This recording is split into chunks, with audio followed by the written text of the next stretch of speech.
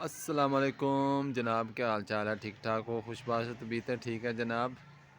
آج Pakhtunkhwa assembly Khyber Pakhtunkhwa assembly کا اجلاس ہوا، جس میں ارکان اسمبلی نے حلف اٹھانا تھا، اور کل کو جو ہے وہ وزارت اعلیٰ کے لیے انتخابات ہونے ہیں۔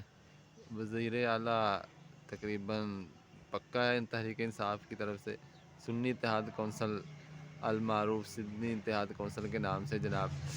آج اجلاس کی کارروائی 11 بجے شروع ہونی تھی، لیکن آپ کو پتہ ہے یہاں کوئی بھی کام اپنے وقت پر انجام نہیں پاتا، تو جناب یہ 11 کی بجائے جناب تقریباً 1.5 گھنٹے بعد اجلاس شروع ہوا۔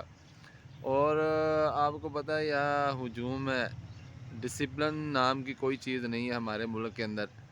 اور اجلاس جب 1.5 گھنٹے کے بعد تاخیر سے شروع ہوا تو پھر آپ کو پتہ ہے کہ یہ ماشاءاللہ ہمارا پرجوش علاقہ ہے، یہ سرحد کا پختونخوا کا جناب۔ جو ارکان تھے ان کے ساتھ ساتھ جناب جو کارکن تھے، جو تحریک انصاف کے کارکن تھے، انہوں نے بھی اندر گھسنے کی کوشش کی، اندر جانے کی کوشش کی، جس کی وجہ سے دکم پیل ہوئی جناب۔ ادھر ایک دوسرے کو دھکے مارے گئے جناب، اور شور شرابہ ہوا، ہنگامہ ہوا، گل گپاڑا ہوا، جس کی وجہ سے ہے ارکان کو پریشانی کا سامنا کرنا پڑا۔